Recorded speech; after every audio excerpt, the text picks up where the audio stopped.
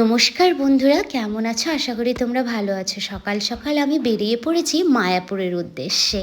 তো মায়াপুরে আমি আমার দুই বোনকে নিয়ে বরাবরই তারাই থাকে, এর আগেও আমি বেরিয়েছি এদের দুজনকে নিয়ে। তো স্টেশনে আমি পৌঁছে যাই এবং স্টেশনে পৌঁছে গিয়ে ট্রেনের মধ্যে তো আজকে পুরো ভিড়, প্রচুর ভিড়, ঠিক আছে, মানে দাঁড়ানোর জায়গা হচ্ছিল না আর কি। সবাই মায়াপুরের উদ্দেশ্যে বেরিয়েছিল। তো এর মায়াপুরের স্টেশনে নেমেই তো মানে কৃষ্ণনগর স্টেশনে তোমাদের নামতে হবে এবং কৃষ্ণনগর স্টেশনে নেমেই তোমাকে অটো বা টোটো ওখানে অ্যাভেলেবেল রাস্তার ওই পারে থাকে, স্টেশনের ওই পারে থাকে।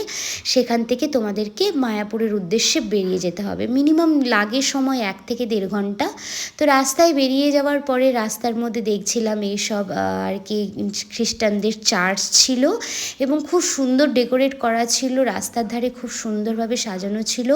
আর পরিবেশটা এত সুন্দর ছিল, ওয়েদারটা এত সুন্দর ছিল বলার মতো নেই। তো আমরা মন্দিরের সামনে জাস্ট নেমে পড়ি এবং মন্দিরের সামনে এরকম ডাবের জল সবাই আর কি, গরমও যেহেতু ছিল। তো এই যে মন্দিরে ঢুকে যাওয়ার পরে আর কোনো কথা নেই বন্ধুরা, মানে আমার অনেক দিনের ইচ্ছে, যেগুলো আমি ছোটো ছোটো ইচ্ছেগুলোকে আমি পূরণ করছি, এটা আমার খুব ভালো লাগে। আমি রাধাকৃষ্ণকে খুব ভালোবাসি, আমি আমার মানে মন থেকেই। তা দেখতেই পাচ্ছ মন্দিরের চূড়াটা দেখলাম, তোমাদের দেখালাম।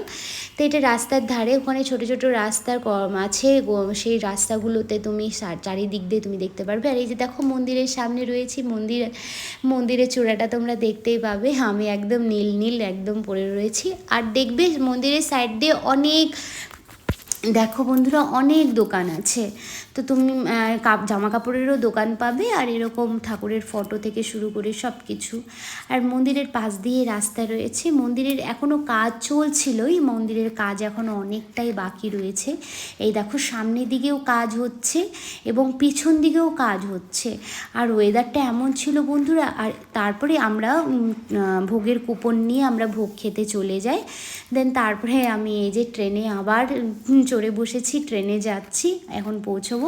তো তোমাদের কেমন লাগলো ব্লগটা জানিও বন্ধুরা, ভালো লাগলে সাবস্ক্রাইব লাইক করো। টাটা।